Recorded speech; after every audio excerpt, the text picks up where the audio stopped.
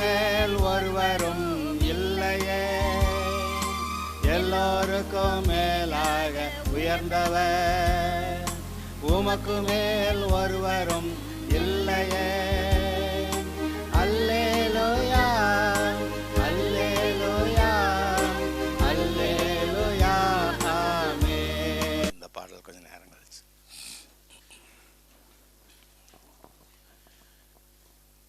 மந்தையை காத்து கொண்டிருந்த தாவீது மந்தையை காக்கிறதுல ரொம்ப கவனமாக இருந்திருக்கிறான். அவன் மேய்ப்பனாக இருந்து தன்னுடைய ஆடுகளை எப்படி கவனமாக காத்து மேய்ச்சான்ங்கிறத பார்த்து, எப்படி தன்னோட ஆடுகளை பத்திரமா ஒரு வீச ஒரு சிங்கத்தோடைய வாயிலிருந்து, இன்னொரு தடவை ஒரு கரடியோடைய வாயிலிருந்து அந்த ஆட்டுக்குட்டியை நான் அந்த சிங்கத்தோடைய தாடியை பிடிச்சி கிழிச்சு போட்டு ஆட்டுக்குட்டியை காப்பாற்றினேன்னு சொல்லுவானே, அதை நினைத்து பாருங்கள். இங்கே மந்தையை காத்து கொண்டிருந்தார்கள். அப்படி உண்மையாக தன்னுடைய வேலைகளை உண்மையாய் செய்கிறவர்கள். அதனால தான் நம்ம சர்ச்சில் எல்லாருமே ரட்சிக்கப்பட்டிருக்கிறோம். நம்முடைய சாட்சி விளங்க நம்ம எந்த வேலை செய்கிறோமோ அதை நல்லா செய்யணும்னு சொல்லுவோம். எந்த வேலையை செய்தாலும் நேர்த்தியாய் செய்யலாம். அதை கர்த்தர் எதிர்பார்க்கிறார். அதை நம்ம செய்வோம். அது மட்டும் இல்லை, இங்கே மந்தையை காத்துக்கிட்டு இருந்தவங்கள அங்கே ஒருத்தர் பிறந்திருக்கிறார், நீ அங்கே போ அப்படின்னு அங்கே அனுப்பி விட்டா, அந்த சமயத்தில் திருடை வந்து ஆட்டுக்குட்டியை திருடிட்டு போனால் என்ன செய்யறது அப்படின்னு ஒரு கேள்வி வரலாம்.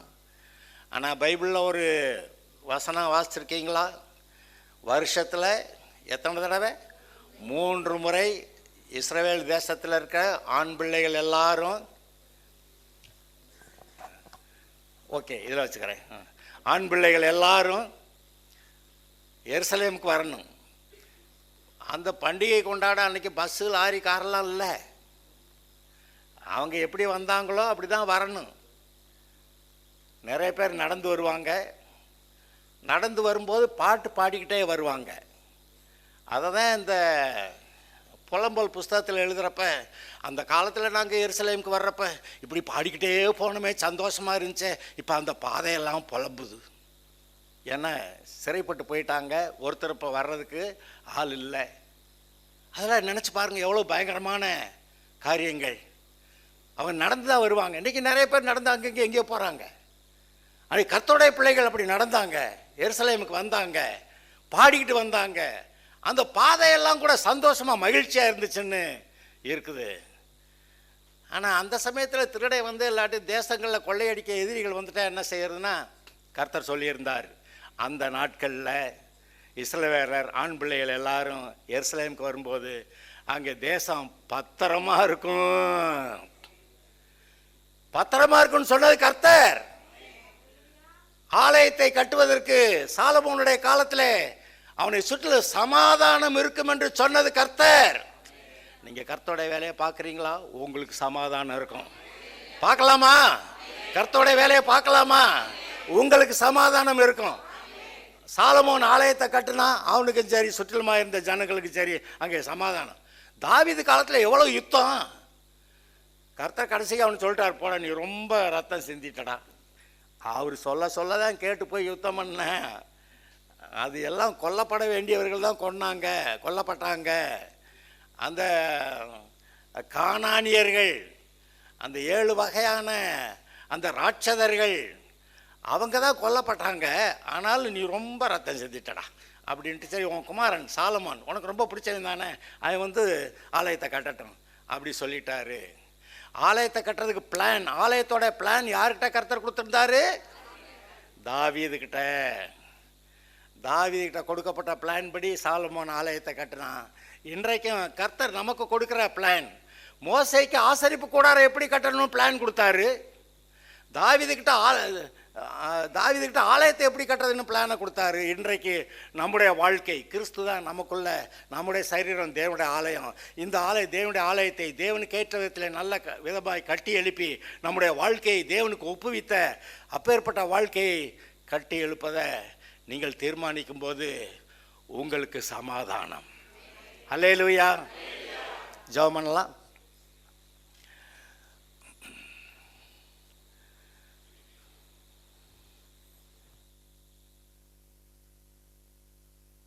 கரங்களை உயர்த்தி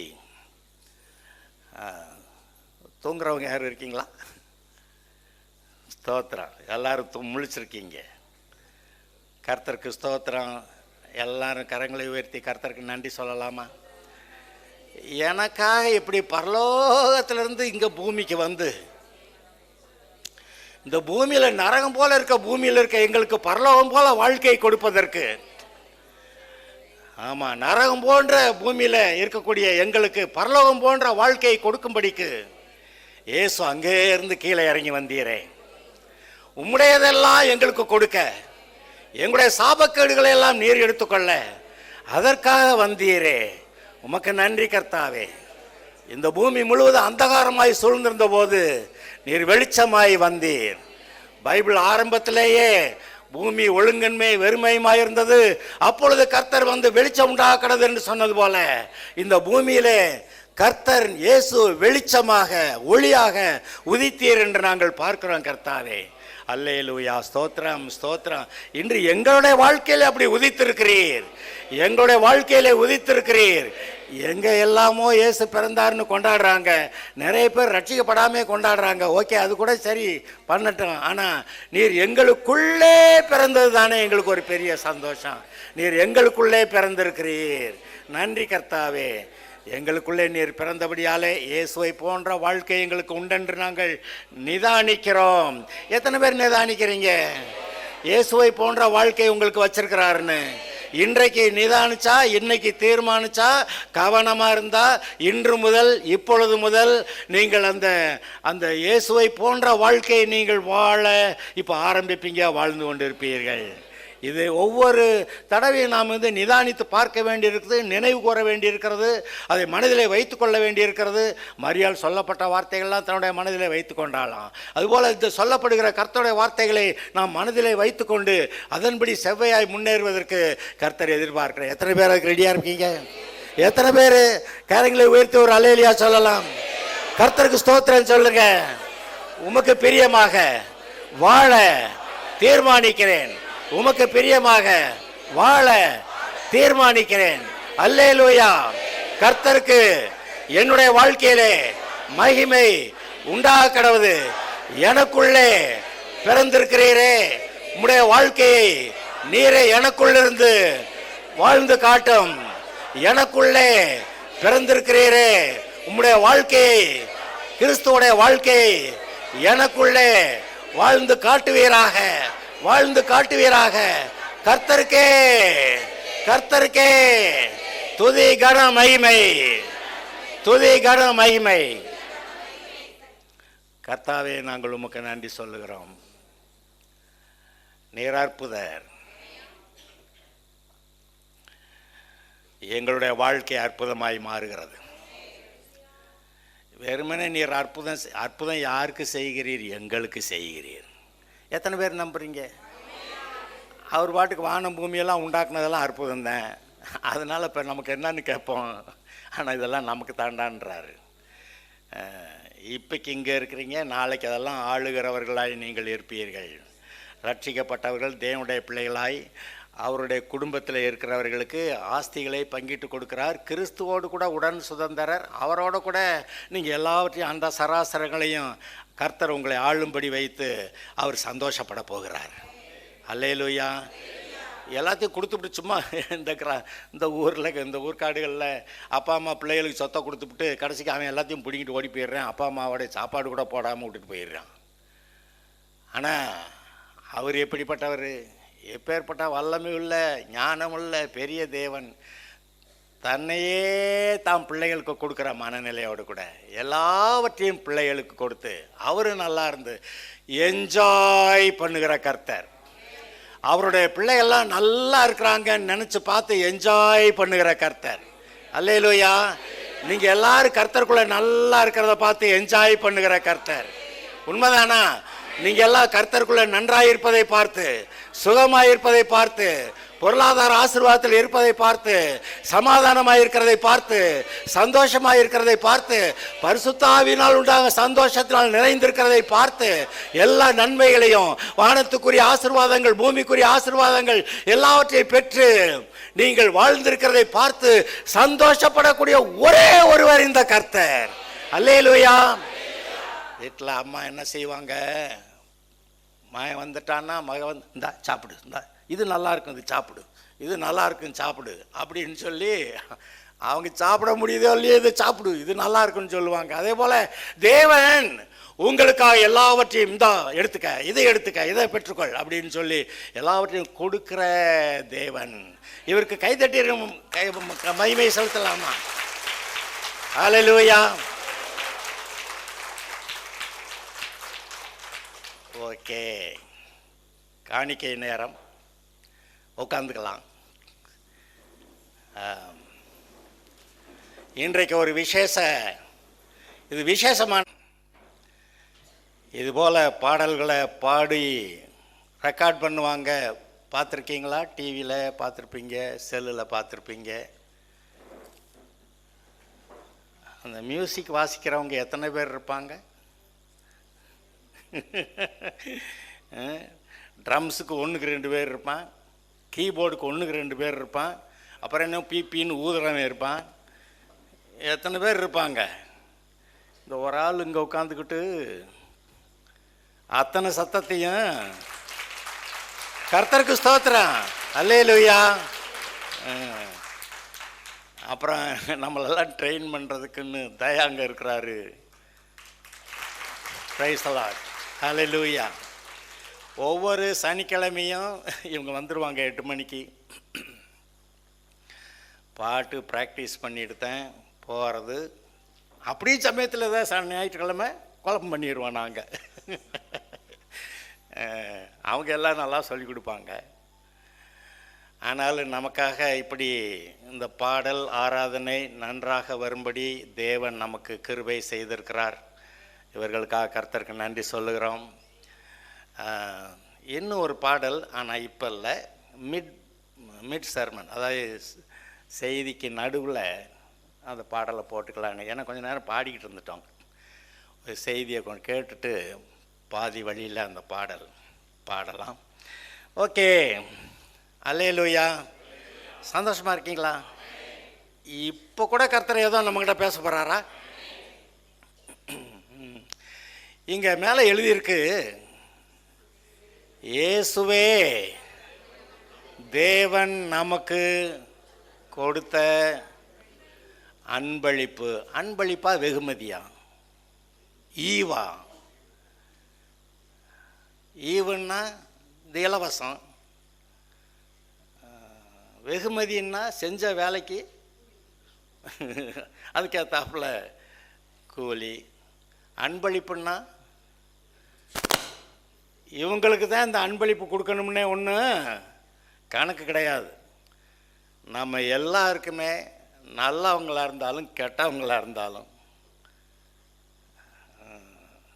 அதே மாதிரி உலகம் பூரா மக்கள் வந்து இயேசுவா நோ பிறக்கக்கூடாது, மோசே பிறந்திருக்கானோன்னா ஐயோ எல்லாரையும் ஆண் பிள்ளை பிறக்கிறதெல்லாம் கொல்லு, அப்படியே விழுந்துட்டா உயிரோட வந்துட்டாக்க நைல் நதியில் போடு. இது மாதிரி வரவேற்பு தான் இயேசுவுக்கு இருந்தது. 2 வயதுக்குட்பட்ட ஆண் பிள்ளைகளை கொலை செய்யும்படியாக அத்தோட இயேசுவையும் சேர்த்து போட்டு தள்ளிடலான்னு எப்படிப்பட்ட வரவேற்பு. ஆனால் இப்படிப்பட்ட நிலைமையில் தான் மக்கள் இப்படி இருக்கும்போது தான் அவர் அங்கேருந்து வர்றாரு. பொல்லாதவங்கப்பா, ஆனாலும் காப்பாற்றலான்னு வர்றேன். அதான் ஒரு ஆள் சொன்னார், நட்டுவாக்களி எங்கேயோ ஒருத்தர் தண்ணிக்குள்ளே கடந்து சாக போகிற மாதிரி இருக்குது, அதை தூக்கி விடுறது கையை பக்கத்தில் குச்சி என்னமோ ஒன்றும் இல்லை, இந்த நட்டுவாக்களியை காப்பாற்றணும்னு ஒருத்தன் நினச்சானா. நட்டுவாக்களியை காப்பாற்றணும்னா கையில் பிடிச்சா போட்டு தள்ளிடும், ஆனால் காப்பாற்றணுமா? நட்டுவாக்களியை காப்பாற்றுறதுக்கு கையில் தான் பிடிச்ச தூக்கி விட்டானா, கடிச்சு பிடிச்சான், கொட்டி பிடிச்சான். இதை மாதிரி கிறுக்கு பைய அவனாவது இருப்பானா? அறிவு கெட்டவனே, உன் உயிரில் அப்போ போகுது அப்படின்னு எல்லாரும் திட்டினாங்களாம். அவன் பொழைச்சானே சத்தான அந்த கதையில் அதை சொல்லலை. அவங்க கதைன்னு சொல்லிடுறேன் மறுபடி. ஆனால் நட்டுவாக்களியை விட ரொம்ப பயங்கரமான கோரமான அப்பேற்பட்ட மனுஷர்களை கொல்றதுக்கு ஆயத்தமாக இருக்கிற மனுஷர்களை நான் காப்பாத்துறேன்னு வந்தவர். அவர் வந்தது உண்மை. நட்டுவாக்களி கதை தான். ஆனால் இயேசு வந்தது உண்மை. யாரை காப்பாற்ற? நட்டுவாக்களி மாதிரி இருக்கிற சர்ப்பங்களை போல இருக்கக்கூடிய இப்போ இந்த ஜனங்கள் இன்னைக்கு இந்த உலகத்தில் ரட்சிக்கப்படாதவங்கெல்லாம் யாரு? அவங்களாம் எப்படிப்பட்டவங்க? ஆனால் இவர்கள் எல்லாருக்காக ஒருவனாயிலும் கெட்டு போகாமல், எல்லாரும் ரட்சிக்கப்படும்படியா அவங்க எல்லாருடைய பாவத்தையும் நான் எடுத்து சுமக்கிறேன். அதனால தான் எல்லாருடைய பாவமும் இயேசு மேலே போனதுனால தான் அவர் அங்கே சர்ப்பம் போல.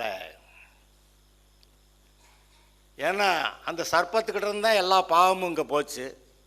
இப்போ அந்த எல்லா பாவமும் இயேசு மேலே போகுது.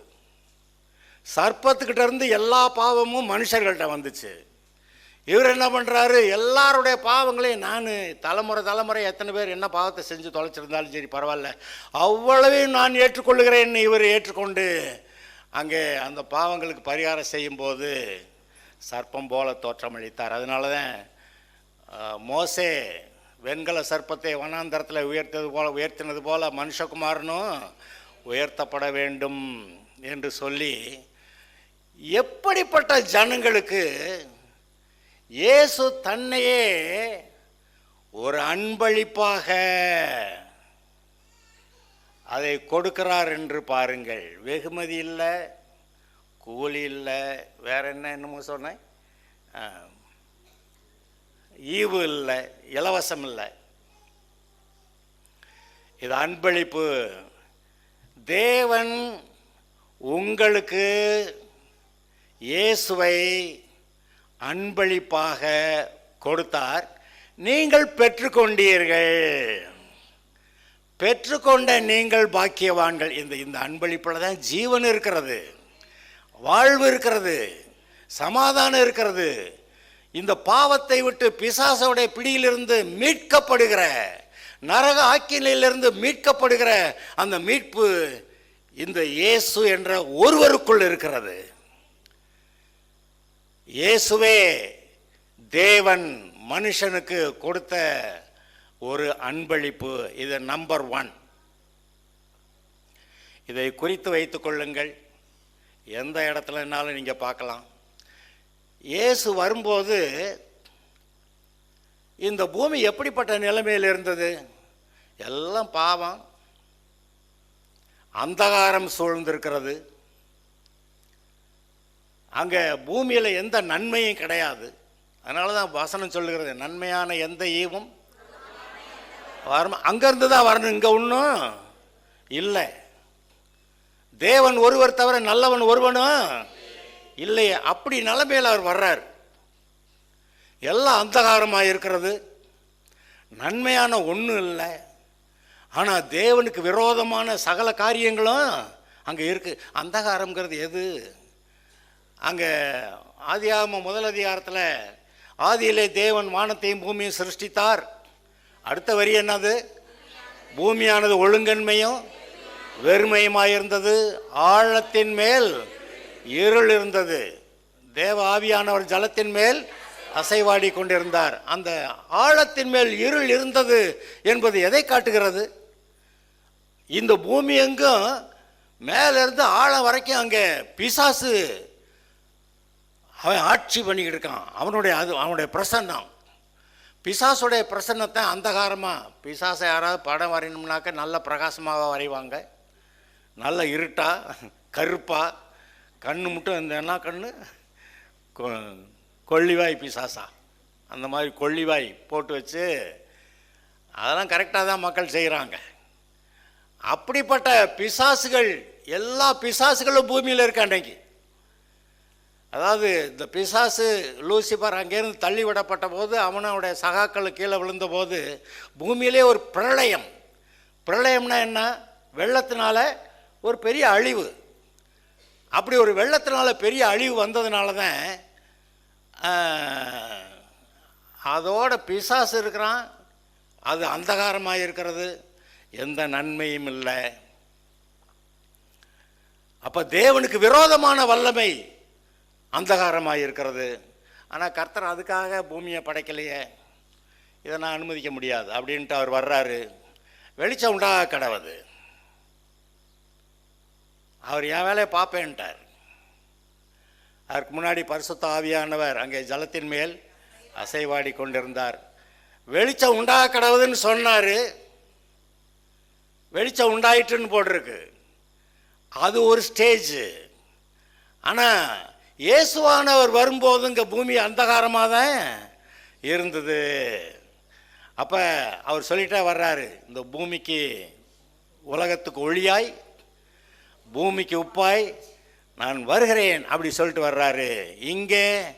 இங்கே இருந்த அந்தகாரம் நீங்கும்படியாக, அந்தகாரத்தோட ஆட்சி நீக்கப்படும்படியாக, அந்தகாரத்தின் வல்லமையை முறிக்கும்படியாக, அந்த பிசாசுடைய வல்லமையை முறிக்கும்படியாக இவனை காலி பண்ணுறேன் என்று சொல்லிக்கொண்டு இயேசுவானவர் இப்பேற்பட்ட பிசாசுடைய பிடியிலிருந்த மனிதர்களை நான் விடுவிக்க போகிறேன் என்று சொல்லிக்கொண்டு உலகத்துக்கு ஒளியாக வந்தவர். அங்கே சிருஷ்டிப்பில் பிசாசு விழுந்தபோது அங்கே அந்தகாரம் இருந்தது. ஆனால் இயேசுவானவர் வரும்போதும் சூழ்நிலைகள் ஒன்றும் வித்தியாசமாக இல்லை. இந்த உலகத்துக்கு ஒளியாய் வருகிறேன் என்றார். அல்லேலூயா. எல்லாரும் கைகளை தட்டி நன்றி சொல்லலாம்.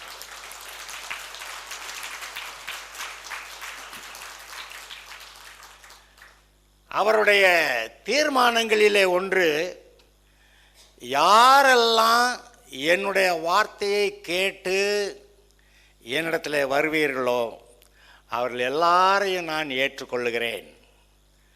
என்னிடத்தில் வருகிற ஒருவரையும் நான் புறம்பே தள்ளுவதில்லை. Open statement. யாரெல்லாம் உலகத்தில் ஆதாமுடைய சந்ததியா யாரெல்லாம் இப்போ இருக்கிற கட்சி சரியில்லை, அது அந்தகார கட்சி, அது பேய்த்தனமானது, அது எனக்கு வேண்டாம், நான் தேவனுடைய பிள்ளையாக போகிறேன் அப்படி என்று சொல்லி அங்கே அந்த கேம்ப்லேருந்து இயேசுவிடத்தில் யார் வந்தாலும்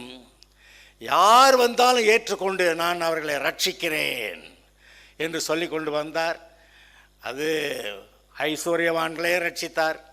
ஐஸ்வர்யவான்களை ரட்சித்தாரா?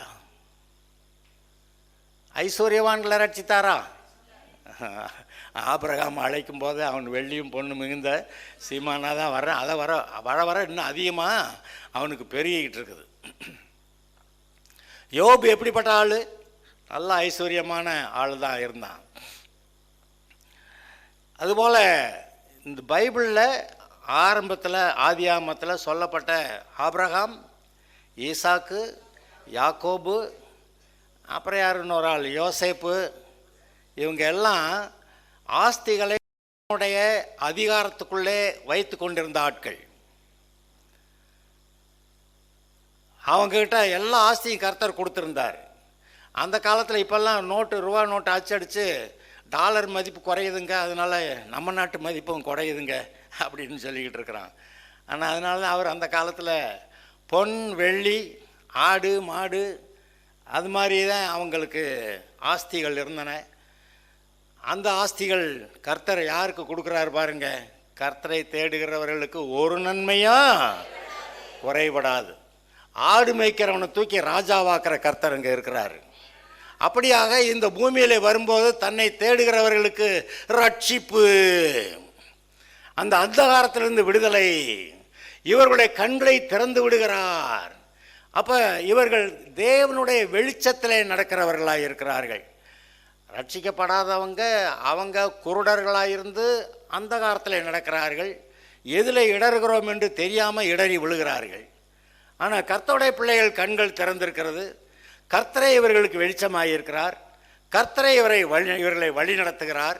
ஆதலால் இந்த அந்தகாரம் சூழ்ந்த பூமியிலே உங்களை கண்கள் திறக்கப்பட்டவர்களாக, வெளிச்சத்தில் நடக்கிறவர்களாக, நற்கிரியைகளை செய்கிறவர்களாக கர்த்தர் உங்களை ஏற்படுத்தி இருக்கிறாருங்கிறது எவ்வளவு சந்தோஷம்.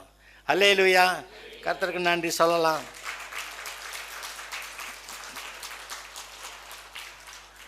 இதோட சேர்ந்து ஒரு வசனம், இருளில் இருந்த ஜனங்கள் பெரிய எங்க எடுத்து வாசியும் பார்க்கலாம். ஏசாயா 9,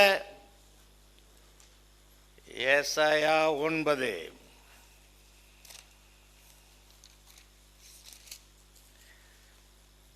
9 ஆகிலும் அவர் செபுலோன் நாட்டையும் நப்தலி நாட்டையும் இடுக்கமாய் ஈனப்படுத்தின முந்தின காலத்தில் இருந்தது போல அது இருண்டிருப்பதில்லை.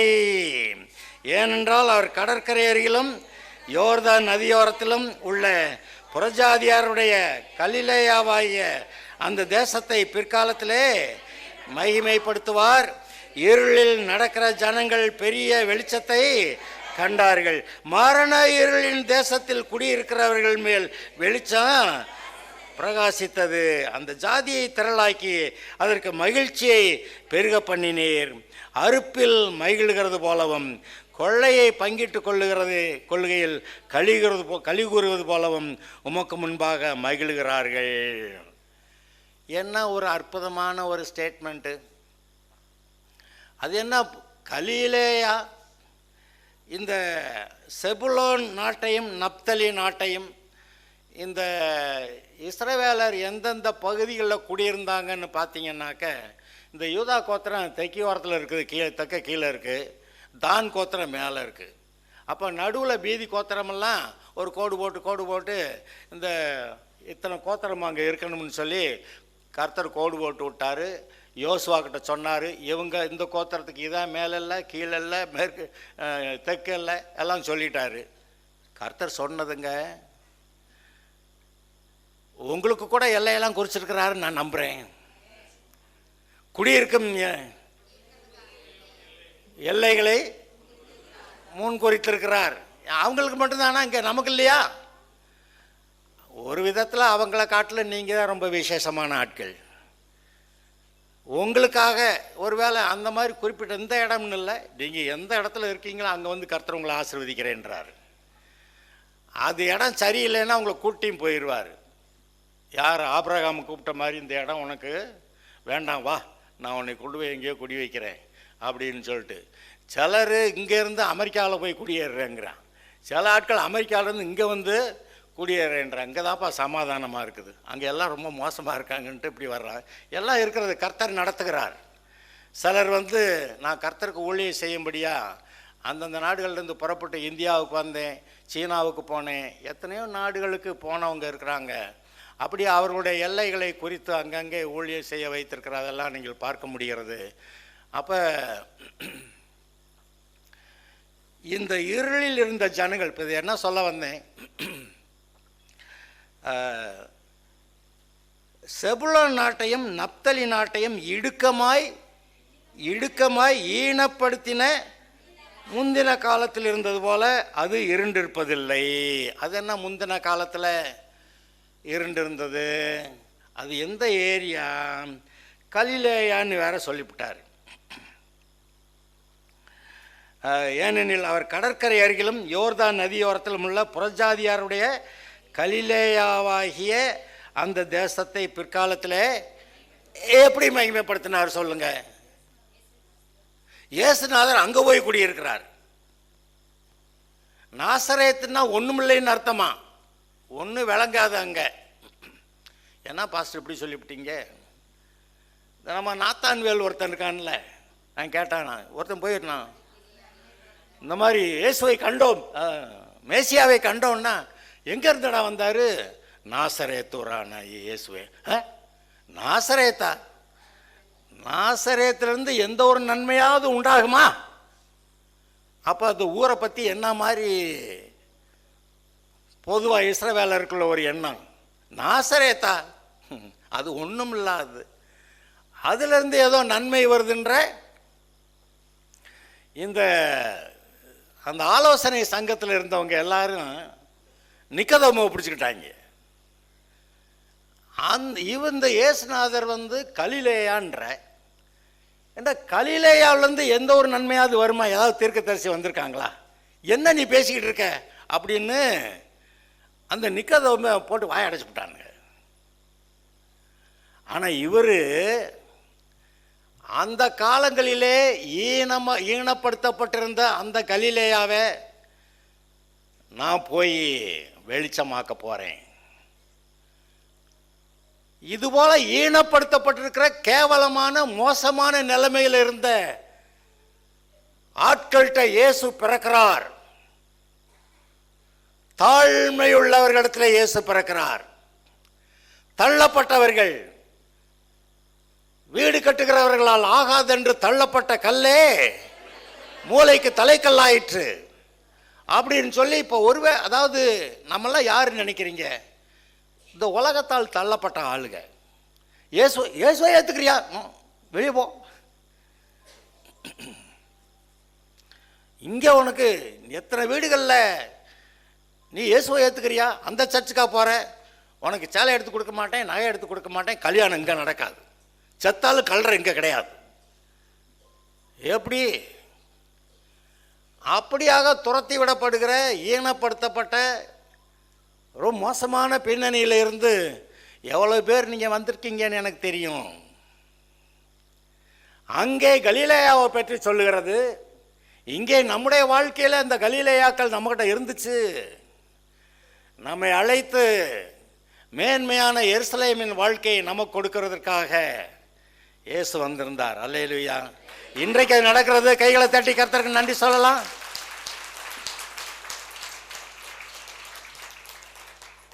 கர்த்தர் பெரிய காரியங்களை செய்கிறவர். ஒரு முக்கியமான கருத்து, இந்த பிசாசு இயேசுநாதர் இந்த ஒரு ஆளை போட்டு தள்ளிட்டா மீதி எல்லாம் நமக்கு சரியாயிரும். அதை ஒருத்தனை வச்சு சொல்லவும் வச்சான். அவன் யாரு? ஒருத்தன் சொல்றான், இந்த ஒரு ஆளை போட்டா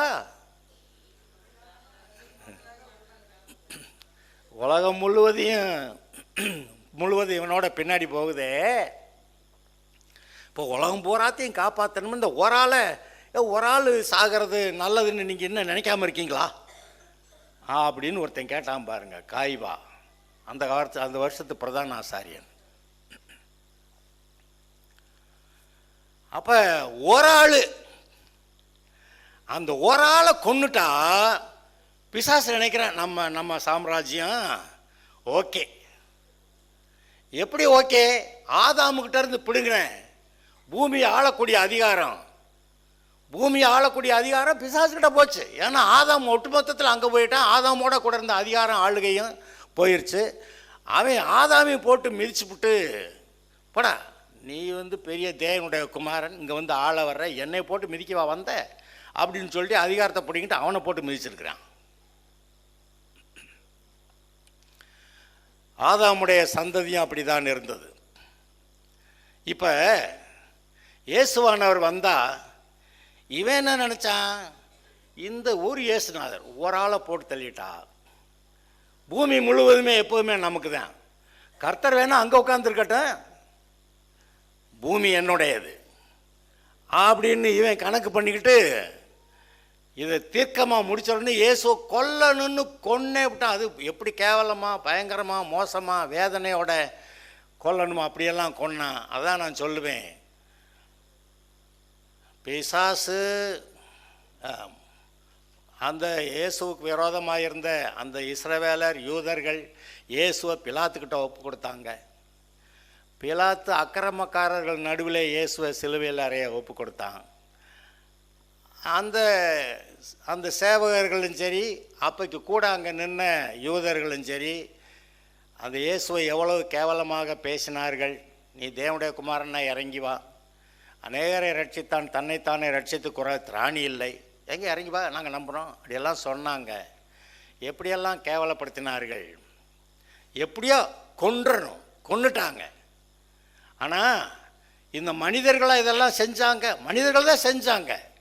ஆனால் அவர்களுக்குள்ளிருந்து ஒன்று ஏவிச்சேன், செய்யி, அடி, குத்து, தாடியை பிடுங்கு, தலையில் முள்முடிய வை, அடி அப்படின்னு சொல்லி ஏவுனதெல்லாம் யாரு?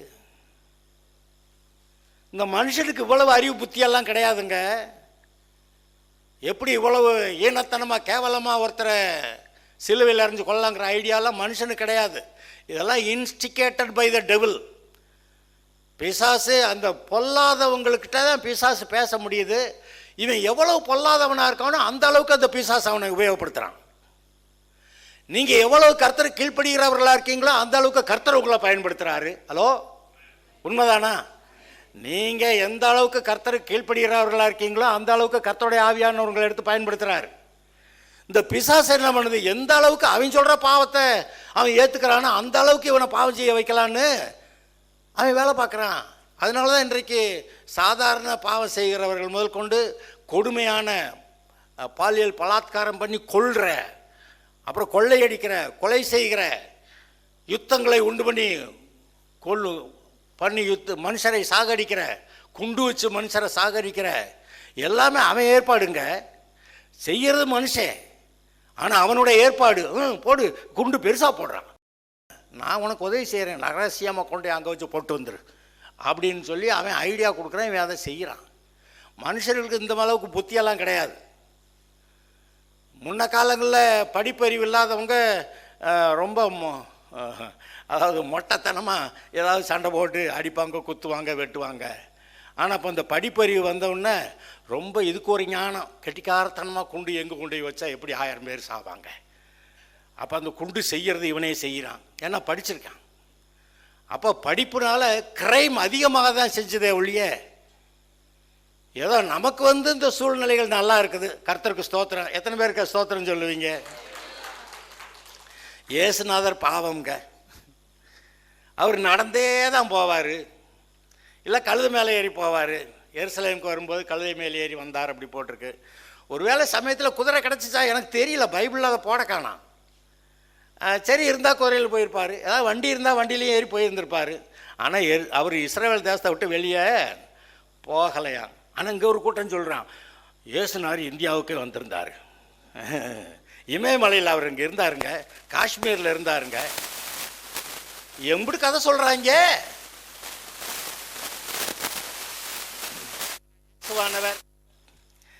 இயேசுவானவர் இஸ்ரவேல் தேசத்தில் தான் இருந்தார், ஊழியம் செஞ்சாருன்னு. அது விசேஷமாக கலிலேயா பகுதியை அவர் ஆசீர்வதித்தாருன்னு. அப்புறம் எங்கே குறைவுள்ளதாக போச்சா, கல்யாணத்தில் திராட்சரசம் குறைவுள்ளதாக போச்சா, நான் அங்கே வர்றேன், என்னை கூப்பிட்டுருந்தேன் இல்லை, என்னை கூப்பிட்டுருந்தியா. அங்கே இயேசுவும் சீஷர்களும் அழைக்கப்பட்டிருந்தார்கள்னு போட்டிருக்கு. உங்களுடைய வாழ்க்கையில் இயேசுவை நீங்கள் அழைத்திருக்கிறீர்கள். ஒவ்வொரு நாளும் காலையில் எந்திரிச்சு அவரை கூப்பிட்டுருங்க, ஆண்டவரே இயேசுவே. அன்றைக்கு நாள் நல்லா இருக்கும். சாதாரண தண்ணீர் போல இருக்கக்கூடிய நாள் அன்றைக்கு உங்களுக்கு நல்ல திராட்சரசம் போன்ற நாளாக உங்களுக்கு இருக்கும். இருக்குமா இருக்காதா? இதை மறக்கக்கூடாது, பிடிச்சுக்கங்க. அவர் உங்களுடைய வாழ்க்கையை மாற்றுகிறவர், தண்ணீரை திராட்சரசமாய் மாற்றுகிறவர், உங்களுடைய வாழ்க்கையில் சுவையை உண்டாக்குகிறவர், உங்களுடைய வாழ்க்கையிலே ஒரு இனிமையை உண்டாக்குகிறவர், உங்களுடைய வாழ்க்கையிலே பார்க்க கலராக ட்ரெஸ் போடுறீங்க, அதெல்லாம் உண்டாக்குகிற கர்த்தர் அங்கே இருக்கிறார். நல்ல உயர்வை கொடுக்கக்கூடிய சந்தோஷத்தை, திராட்சரசம் சந்தோஷத்துக்கு என்று கொடுக்கப்படும், அப்படிதானே போட்டிருக்கு. சந்தோஷத்தை கொடுக்கிறவர். அதனால தான் கல்யாணத்தில் திராட்சரசங்கள் அந்த காலங்களில் கொடுத்துருக்குறாங்க. இந்த காலங்களில் சாப்பாடு போடுவாங்க, வெஜிடேரியன், நான் வெஜிடேரியன், பிரியாணி எல்லாம் இருக்குது. கல்யாணத்துக்கு பத்திரிக்கை வைக்கும்போதே என்னங்க சாப்பாடு, வெஜிடேரியன் சொன்னால் வராமல் போயிட்டான்னா என்ன பண்ணுறது. சரி, கர்த்தர் அவரவர்களுக்கு ஏற்றபடி ஆசீர்வதிக்கிறார். அந்த விருப்பம் கூட அது நம்ம சொல்கிறதுங்க. நான் வெஜிடேரியன், உனக்கு வெஜிடேரியனாக தர்றேன். எனக்கு நான் வெஜிடேரியனுங்க, உனக்கு ஆடு வேணுமா, கோழி வேணுமா, மீன் வேணுமா, இந்தா வச்சுக்க. இது என்ன கர்த்தர்? ஏய் இதாண்டா சாப்பாடு, இன்னைக்கு இதான் இருக்குது, இதை தான் சாப்பிடுன்னு பார்த்துக்க. நாளைக்கு இதை தான் சமைப்பேன், இதை தான் சாப்பிடுன்னு பார்த்துக்க. அப்புறம் இன்னொரு நாளைக்கு இதை தான் சமைப்பேன், சரிவிகித உணவு, வாரத்துக்கு ஒரு ரவுண்டு, அப்படி இந்த சாப்பாடு நான் சொல்கிற மாதிரி தான் வரும், இதை தான் சாப்பிடணும் அப்படின்னு நம்ம வீட்டில் போட்டுருவாங்கல்ல. ஆனால் அவர் என்ன பார்த்தா, வெஜிடேரியன் வேணுமா, நான் வெஜிடேரியன் வேணுமா, ஆடு வேணுமா, கோழி வேணுமா, மீன் வேணுமா, காடை வேணுமா, ஏன்னா வேட்டைக்கறி வேணுமா. வேட்டைக்கறி திண்டுக்கல்ல கிடைக்குதா? புறா கிடைக்குது, கேட்குறத தர்றேன்றார். கேட்டால் கிடைக்கும். இப்படி ஒரு ஆண்டவர் நீங்க வேணுங்கிறதா கொடுக்குறேன்றாரு. நல்ல தேவன் உங்களை ஆசீர்வதிக்கிற, அதாவது நம்ம தான் நான் வெஜிடேரியன் அப்படின்னு நம்ம தான் லிமிட் பண்ணிக்கிறோம். நம்ம தான் நான் நான் வெஜிடேரியன், எனக்கு அது வேணும் அப்படின்னு. அப்புறம் முட்டை வேணும், அந்த பிரியாணி வேணும். ஏற்கனவே பிரியாணி வாங்கியிருப்பேன், அப்புறம் முட்டையும் சேர்த்து வாங்குறான். அப்புறம் ஆனால் கரண்டி ஆம்லெட்டா அதையும் சேர்த்து வாங்குறான். என்ன கடை நம்ம இங்கேருந்து முழிச்சு இப்படியே இதெல்லாம் சாப்பிட்ருவானா தாங்குவானா நம்ம நினச்சிக்கிட்டு இருந்தா அவன் அத்தனையும் முழுக்கிட்டு இன்னொரு செட்டு கொண்டு வான்றான். நான் ஒரு தடவை மிரண்டே போயிட்டேன், என்ன ஆளுகடா இவங்க அப்படின்னு. அதான் ஒரு போதகர் சொல்லுவார், உன் வயிறு பெருசா என் ஆசீர்வாதம் பெருசா பார்க்கலாம், சாப்பிட்றா. உன் வயிறு பெருசா என்னுடைய ஆசீர்வாதம் பெருசா பார்க்கலாம், சாப்பிட்றா அப்படின்றாராம். கடைசிக்கு போதும், ஒரு நேரம் வருது, போதும், இல்லை இன்னும் கொஞ்சம் வாங்கி, இல்லை போதும் போதும், ஏன்னா வயிறு வெடிச்சிடும். அந்த பிரானில், பிரானுக்கு திங்க என்ன சொல்லுவீங்க, இறால் மீனில் அவங்க ஒரு ஆராய்ச்சி பண்ணியிருக்காங்க. அதில் அந்த வயிற்றுக்கு போகிற நரம்பு ஒன்றை வெட்டி விட்டாங்க. அதை வெட்டி விட்டோம்னா வயிறு நிறைஞ்சிடுச்சுன்னு தெரியாமல் சாப்பிட்டுக்கிட்டே இருக்குது. வயிறு வெடித்தாலும் சாப்பிடுது. வயிறு நிறைஞ்சிடுச்சுன்னு அங்கே மூளைக்கு செய்தி போகணும். இங்கே நிறைய பேர் உலகத்தில் அந்த வயிறு நரம்பு அத்து விட்ட ஆளுக மாதிரி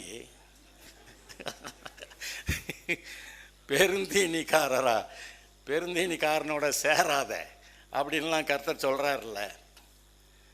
நீ போஜன பிரியானால் தொண்டையில் கத்திய வையின்றார். உங்களுடைய திருப்திக்கு, உங்களுடைய சந்தோஷத்துக்கு, உங்களுடைய சுகத்துக்கு, உங்களுடைய ஆசீர்வாதத்துக்கான நல்ல உணவுகளை கர்த்தர் வைத்திருக்கிறார். சந்தோஷமாக நன்றி சொல்லிட்டு சாப்பிடுவீங்களா? என்னன்னு ஜெபம் பண்ணுவீங்க? அப்பத்தையும் தண்ணீரையும் ஆசீர்வதியும், ஆயுசு நாட்களை, வியாதியை என்னை விட்டு விலக்கும், ஆயுசு நாட்களை. இடையில ஒரு வரியை விட்டுட்டோம், நம்ம வழக்கமாக விட்டுருவோம், ஆனால் சிலருக்கு அது தேவை. கற்பம் விழுகிறதும் மலடும் கற்பம் விழுகிறதும் தேசத்தில் இருப்பதில்லை. அது வேணுங்கிறவங்க அந்த வசனத்தையும் சேர்த்துக்கிற வேண்டியது. அப்பத்தையும் தண்ணீரையும் ஆசீர்வதிப்பேன், வியாதியை உன்னை விட்டு விலக்குவேன், ஆயுசு நாட்களை பூரணப்படுத்துவேன், மலடும் கற்பம் விழுகிறதும் தேசத்தில். உன்னுடைய வாழ்க்கையில் ஹலோ இங்கே இருக்கிறவங்களா இருந்தாலும் சரி, இங்கே இப்போ இதை விட்டுட்டு அப்புறமேல் செய்தியில் கேட்குறவங்களா இருந்தாலும் சரி, ஹலோ உங்களுக்காக பிள்ளை இல்லை, பிள்ளை வேணுமே ஓன்னு கர்த்தர்ட்ட வந்து சொல்லுங்க. ஏசுநாதரே, நீர் கேட்டால் கொடுக்குறீர், மலடும் கற்பம் விழுகிறதும் உம்மைக்கிட்ட உம்முடைய தேசத்தில் இல்லைன்னு நீங்கள் சொல்லியிருக்கீங்க. நான் உம்முடைய தேசத்துக்குள்ளே வர்றேன், என்னை ஆசீர்வதிக்கங்கன்னு யார் கேட்குறாங்களோ, சாதா ஜபம், கெஞ்சி மன்றாடி போராடி உபவாசம் போட்ட ஜபமெல்லாம் கிடையாது. சும்மா மனசார ஆண்டவரே என்னம்மா அப்படின்னு, என்ன ஆண்டவரே உமக்கு தான் தெரியுமில்ல ஆண்டவரே. ஆபிரகாம் கர்த்தர்ட்ட வர்றான், என்னடா என் வீட்டில் பிறந்தவன் தான் ஆஸ்திக்கெல்லாம் சொந்தக்காரனாக இருக்கான் அப்படின்னு. சரி உனக்கு பிள்ளையை தர்றேன், உன் கற்ப பிறப்பானவனே உனக்கு சுதந்திரவாளியாக இருப்பேன் அப்படியெல்லாம் சொல்லிட்டார். ஏன் அதை நமக்கு சொல்ல மாட்டேன்? அதெல்லாம் எதுக்கு எழுதியிருக்குன்னு நினைக்கிறீங்க? இதெல்லாம் நம்ம மாதிரி ஆள் எழுத, அதை வாசித்தோம்னா நமக்கு அங்கே அப்படியெல்லாம் சொல்லியிருக்கிறாரு என்று சொல்லி அந்த நன்மையை எடுத்துக்கொள்வதற்காக தான் பைபிள் ஸ்கிரிப்சர் அவர் எழுதி கொடுத்துருக்கிறார். இதை படிக்காதவங்க அது என்ன பண்ணுறது, கர்த்தரையே கண்டுக்கிற மாட்டேன்னு, பைபிள் கையில் இருந்தால் கூட அதெல்லாம் படிக்க முடியாது அப்படின்னுட்டு, அப்போ இவங்க கர்த்தரை தேடலை. அப்புறம் அதுக்கேற்றாப்புல பூமிக்குரிய, அதாவது உலகத்துக்குரிய வாழ்க்கையை தான் அவங்க வாழ்கிறாங்க. ஆனால் கர்த்தரை தேடும்போது, கர்த்தரத்தில் வரும்போது, அவர் நல்ல ஒரு பாலும் தேனும் ஓடுகிறதும் நலமும் விசாலமான அந்த தேசம். இன்றைக்கும் கூட நான் மறுபடியும் சொல்கிறேன், இயேசு வந்ததுனால இங்கே நமக்கு, அங்கே அன்றைக்கு இஸ்ரவேல் இருக்கு, இங்கே எகிப்து போன்ற பயங்கரமான பாவ வாழ்க்கையில் கிடந்த யாராக இருந்தாலும் சரி, இயேசுவிடத்தில் வந்தால் அந்த இஸ்ரவேல் தேசத்தை எப்படி ஆசீர்வதிச்சாரோ, பாலும் தேனும் ஓடுகிறதும் நலமும் விசாலமான தேசத்தை நான் கொடுப்பேன்னாரோ, அது போன்ற ஒரு வாழ்க்கையை உங்களுக்கு கர்த்தர் கொடுத்திருக்கிறார். இயேசு வந்ததுனால, பிறந்ததுனால இது நடக்குது. எனக்கு ரொம்ப ஆச்சரியமாக இருக்கும். அந்த எசேக்கியேல் 20-22 ஒரு வசனம் எடுங்க பார்க்கலாம். எசேக்கியேல்ல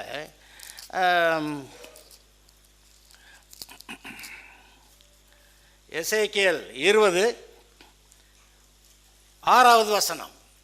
எசேக்கியேல் 20:6 வசனம் எடுத்தீங்களா? எல்லாரும் பாருங்க. இப்படி ஒரு வசனம் பைபிளில் இருக்கு. இப்படி ஒரு வசனம் பைபிளில் இருக்கு. எங்க எல்லாருமா சேர்ந்து வாசிக்கலாமா? நான் அவர்களை எகிப்து தேசத்திலிருந்து அழைப்பேன் என்றும், அவர்களுக்காக நான் பார்த்து வைத்ததும் பாலும் தேனும் ஓடுகிறதும் எல்லா தேசங்களிலும் சிங்காரமான தேசத்திலே அவர்களை கொண்டு வந்து விடுவேன் என்று அந்நாளிலே ஆணையிட்டு. இப்போ நம்ம பெற்றோர்களாக இருக்கிறவங்க எங்கேயாவது போய் ஒரு நல்ல பொருளாக இருக்கே, இது நம்ம மகளுக்கு வாங்கி கொடுக்கலாம். உடனே கையில் காசு இல்லை. நிறைய பேர் நகை நட்டு போய் கடையில் போய் பார்த்து வச்சுட்டு, இது வச்சுருங்க, நான் இத்தனை நாளில் வந்து வாங்கிக்கிறேன் அப்படின்னு சொல்லி ரிசர்வ் பண்ணிட்டு வர்றாங்க. ஏதோ இது நகை நட்டு பார்த்துட்டு ரொம்ப அழகாக இருக்குது, நல்லா இருக்குது, என் மகளுக்கு நல்லா இருக்கும் பார்த்து வச்சுட்டு நல்லா இருக்குன்னு இது போல் எத்தனையோ காரியங்களை பெற்றோர் பிள்ளைகளுக்கு வாங்குறாங்க. அது பிள்ளைகளுக்கு புரியுதோ இல்லையோ தெரியாது. ஆனால் பெற்றோருடைய மனநிலையை பாருங்கள், கர்த்தருடைய மனநிலையை பாருங்கள். நான் எகிப்து தேசத்திலிருந்து அவர்களை அழைத்து வந்து என்ன சொல்கிறாரு? நான் அவர்களுக்காக பார்த்து வைத்த. கர்த்தருக்கு என்ன தெரியாது? என்ன தெரியாது?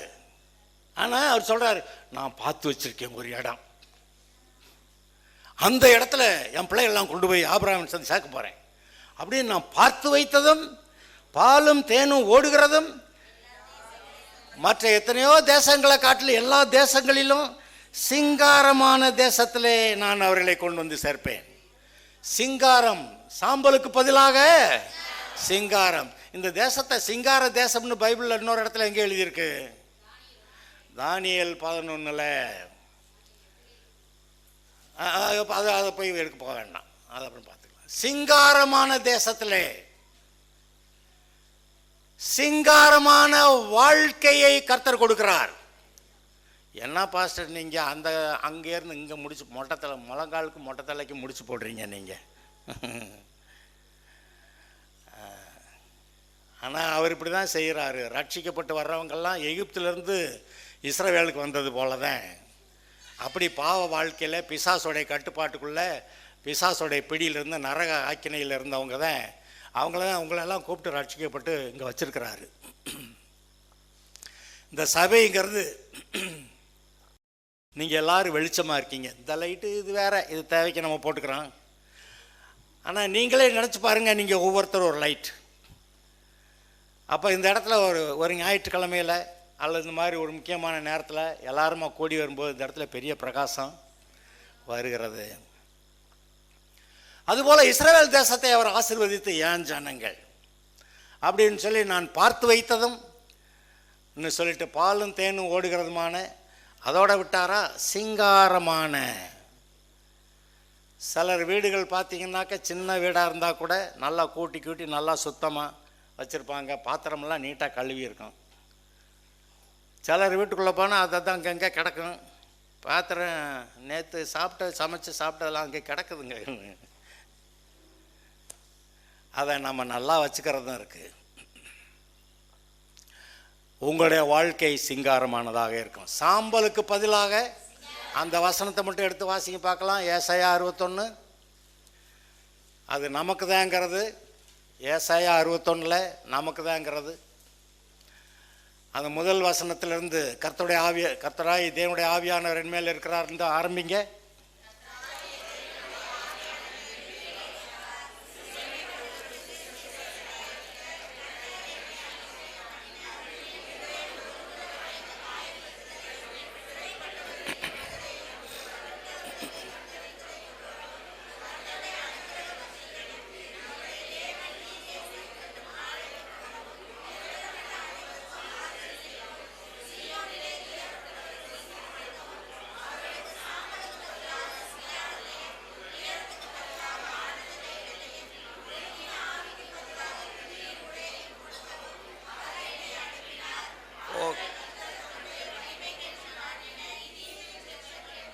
ஓகே, இந்த ஒருத்தருக்குள்ள அவரே சொல்லிட்டார்.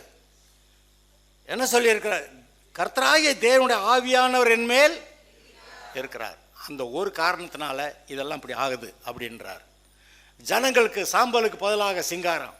இன்றைக்கு நீங்கள் பரிசுத்த ஆவியில் நிரம்புக. You are called to be filled in the spirit. ஆவியிலே அனலாக இருக்கும்படி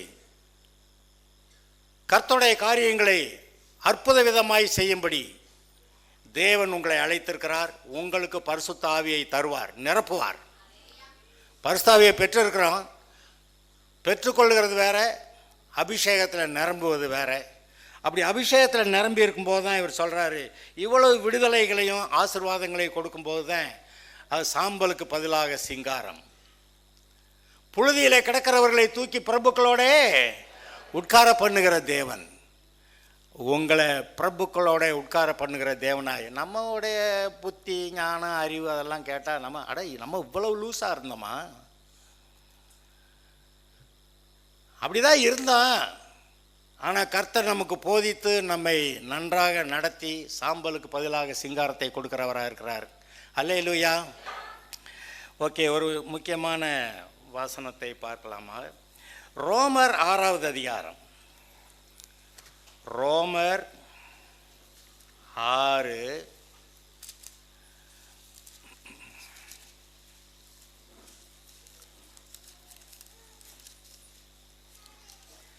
முதல் 3 வசனங்கள் பொதுவாக ஞான ஸ்நானம் பற்றி சொல்லப்படுகிற வசனங்கள். ஆனால் இதில் ஒரு பெரிய ரகசியம் புதைந்து கிடக்கிறது. ஆகையால் என்ன சொல்லுவோம்? கிருபை பெருகும்படிக்கு பாவத்திலே நிலை நிற்கலாம் என்று சொல்லலாமா? கூடாதே. அதுக்கு முந்தின வசனம் என்ன சொல்லுது? பாவம் மரணத்துக்கு ஏதுவாக. எங்கே இல்லை, 20வது வசனம், மீறுதல் பெருகும்படிக்கு நியாயப்பிரமாணம் வந்தது, அப்படி இருந்தும் பாவம் பெருகின இடத்துல கிருபை அதிகமாகி பெருகிட்டு. அப்படின்னா பாவம் செய்யலாமான்னு ஒரு கேள்வி கேட்டுக்கிறாங்க. பாவமாக செய்கிறது சொல்லிட்டு. ஆனால் இங்கே விளக்கம் என்ன வருகிறது? 6:2, பாவத்துக்கு மரித்த நாம் இனி அதில் எப்படி? நாம் பாவத்துக்கு செத்தவர்கள், நீதிக்கு பிழைத்திருக்கிறவர்கள். நம்முடைய வாழ்க்கையில் நம்ம தீர்மானம் பண்ணுறோம், பாவமா I am a dead person, நீதியா நான் ஜீவனோட இருக்கேன், வேலையை பார்ப்பேன். அப்படி நம்ம தீர்மானிக்கணுன்றார். நம்ம தீர்மானம், அவருடைய தீர்மானம் ரெண்டையும் முன்னாடி வச்சுருக்கேன்னு. நம்முடைய தீர்மானம் ஜீவனை தெரிந்து கொள்ளணும். ஜீவனையும் ஜீவனையும் மரணத்தையும் ஆசீர்வாதத்தையும் சாபத்தையும் உன் முன்னாடி வச்சுருக்கேன். ஆனால் நீ பிழைக்கும்படிக்கு ஜீவனை இப்போ நாம் இப்போ இவ்வளோ பிரசங்கமெல்லாம் கேட்குறது எதுக்கு? நம்முடைய வாழ்க்கையில் ஜீவனை தெரிந்து கொள்ள. அந்த பாவத்தை பொறுத்த வரைக்கும் நான் செத்த ஆளியா? அதாவது சொல்லுவாங்க, ஒருத்தன் குடிகாரனா குடிச்சு குடிச்சு குடிச்சு செத்து போயிட்டானா. கடைசியில் இந்த மனைவி பிள்ளைகளுக்கெல்லாம் ரொம்ப கோபமாக அவன் செத்து அவனை அங்கே வச்சுருக்குது. அவன்கிட்ட கொண்டு போய் பீர் பாட்டில் பிராந்தி பாட்டில் எல்லாம் கொண்டு போய் குடிறான் அப்படின்னு கொண்டு போய் வச்சாங்களாம். அவங்களுக்கு அவ்வளவு கடுப்பு கோபம். ஆனால் செத்து போயிட்டானே, எந்திரிச்சு குடிக்கவா முடியும்? முடியாது. பாவத்தை பொறுத்த வரைக்கும் நாம் செத்தவர்கள். ஆனால் கர்த்தருடைய நீதியை பொறுத்த வரைக்கும் பிழைத்திருக்கிறவர்கள். சரி, கிறிஸ்து இயேசுவுக்குள்ளாக ஞான ஸ்நானம் பெற்ற நாம் அனைவரும் அவருடைய மரணத்துக்குள்ளாக ஞான ஸ்நானம் பெற்றதை அறியாமல் இருக்கிறீர்களா? இது ஒரு புதிய டைமென்ஷனில் அந்த ஒரு சத்தியத்தை நமக்கு கர்த்தர் சொல்கிறாரு.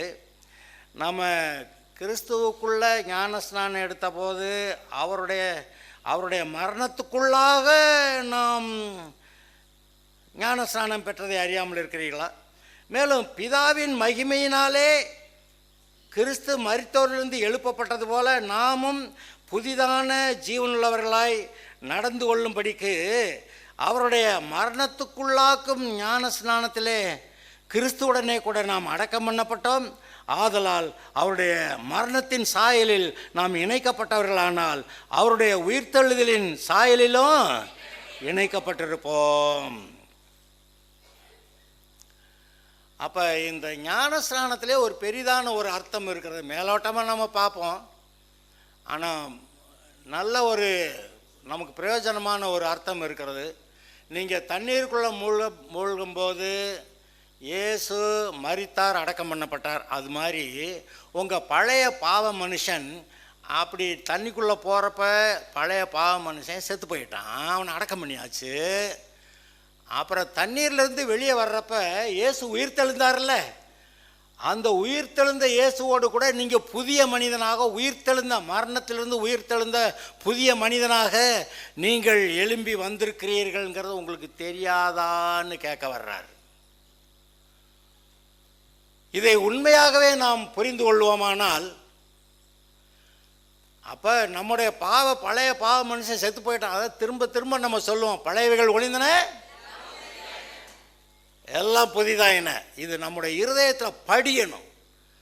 ஆனால் எவ்வளவோ எதிர்ப்பு, நம்முடைய இருதயத்துக்குள்ளே எதிர்ப்பு, சுற்றி இருக்க ஆட்கள் மூலமாக எதிர்ப்பு. நீ உன்னை பற்றி என்ன நினச்சிக்கிட்டு இருக்கிற அப்படியெல்லாம் நம்மளை கேட்குறவங்க இருக்கிறாங்க. நீ என்னத்தை வேணாலும் சொல்லுப்பா, கர்த்தர் எனக்கு என்ன சொன்னார் அதுதான் நான், அப்படி சொல்லிட்டு நம்ம போயிட்டே இருக்கணும். உயிர்த்தெழுந்த இயேசுவின் சாயலுக்கு ஒப்பாக இன்றைக்கு இயேசுவோடு கூட நீங்கள் உயிர்த்தெழுந்தாளா, மரணத்திலிருந்து உயிர்த்தெழுந்த ஆளாக இருக்கீங்க. பழையவைகள் ஒளிந்தன எல்லாம் புதிதாயின. இப்போ நீங்கள் புது சிருஷ்டி. அதுக்கு முன்னாடி இருந்தாலும் போயிடுச்சுங்க. இப்போ நீங்கள் தேவனுடைய பிள்ளையா, கிறிஸ்துவுக்குள்ள புது சிருஷ்டியா.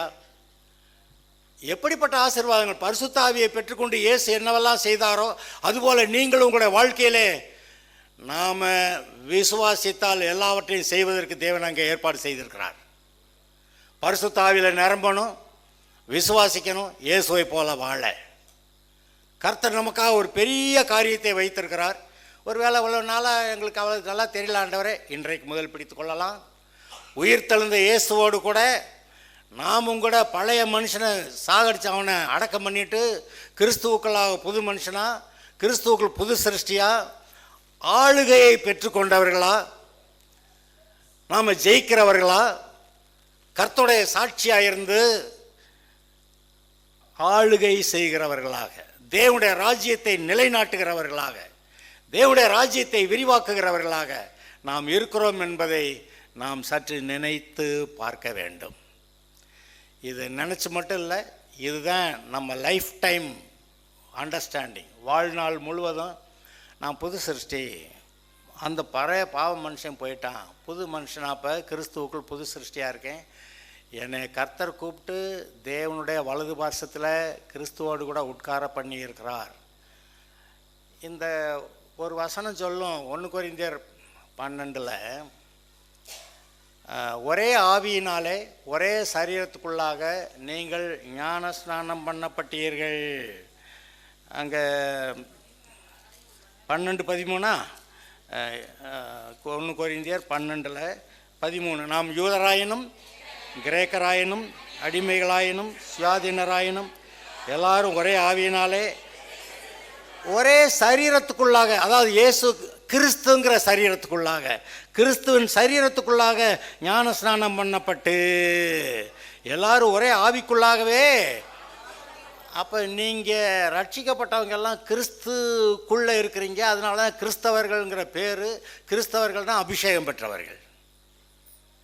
நீங்கள் புது சிருஷ்டி, அபிஷேகம் பண்ணப்பட்டவர்களா, இயேசுவை போல. அந்த பிசாசு நினச்சா ஒரு கிறிஸ்துவை கொண்டா போச்சு, அதோட கதை முடிஞ்சு போச்சுன்னு. ஆனால் அவர் மூலமாக இப்போ எல்லாரும் நம்மெல்லாம் ரட்சிக்கப்பட்டு நம்மெல்லாம் குட்டி கிறிஸ்துக்களா. அல்லேலூயா. இதை பிசாசு எதிர்பார்க்கல. இன்றைக்கு ரட்சிக்கப்பட்ட எல்லாரும் கிறிஸ்துக்களாய், நாம் ரட்சிக்கப்பட்ட போது நம்மெல்லாம் கிறிஸ்துவுக்குள்ளாக ஞானஸ்நானம் பண்ணப்பட்டவர்களாய், அவருடைய மரணத்தின் சாயலிலும் அவருடைய உயிர்த்தெழுதலின் சாயலிலும் இணைக்கப்பட்டவர்களாய் நாம் இருக்கிறோம். நமக்காக ஒரு விசேஷமான வாழ்க்கை உண்டு. இயேசு பூமியில் வந்து பிறந்ததுனால அது கிறிஸ்மஸ் கொண்டாடுகிறோம். இந்த கிறிஸ்மஸ் நமக்கு எப்படிப்பட்ட ஒரு பெரிதான வாசலை திறந்திருக்கிறது. நம்முடைய வாழ்க்கையிலே தேவன் நமக்கு வைத்திருக்கிற அந்த தரிசனத்தை நிறைவேற்ற நாம் தீர்மானிப்போமாக. அல்லேலூயா. ஜெபம் பண்ணலாமா? காணிக்க தான் இல்லையே, க்ளோஸ் பண்ணிட்டோம். ஏழைகள் காணிக்கையை பற்றி திரும்ப சொல்லிடுறேன். இந்த கிறிஸ்மஸ் அன்னைக்கு இன்றைக்கு காணிக்கை நம்ம எடுக்கலை. பாவப்பட்ட ஏழைகளுக்கு யாருக்கு எதை கொடுத்தா நல்லா இருக்கும்னு நினைக்கிறீங்களோ, இன்றைக்கு காணிக்கை செலுத்த என்ன பணத்தை காணிக்கை செலுத்துறது மனசை வச்சுருந்தீங்களோ அதை ஏழைகளுக்கு கொடுத்து ஆண்டவர் உங்களுக்கு கொடுத்துருக்கிறாருன்னு சொல்லி சந்தோஷப்படுத்துங்க. சில ஆட்களுக்கு சாப்பாட்டை கூட வாங்கி கொடுங்க. எந்த சாப்பாடாக இருந்தாலும் சரி, கஞ்சி முதல் கொண்டு பிரியாணி வரைக்கும் உங்களுக்கு முடிஞ்சதை நீங்கள் செஞ்சு நீங்கள் கர்த்தரிடத்தில் அன்பு கூறுகிறதை, அதுபோல் மக்களிடத்தில் அன்பு கூறுறதை நீங்கள் ஏதோ ஒரு விதத்தில் காட்டலாம். Okay, praise Lord. அல்லேலூயா. ஜெபம் பண்ணலாம். அந்த கடைசி பாடல் we wish you a merry Christmas பாடுறவங்க கொஞ்சம் முன்னாடி வாங்க. இப்போ ஜெபம் பண்ணலாம். பரலோக பிதாவே, நாங்கள் உம்மை ஸ்தோத்தரிக்கிறோம்.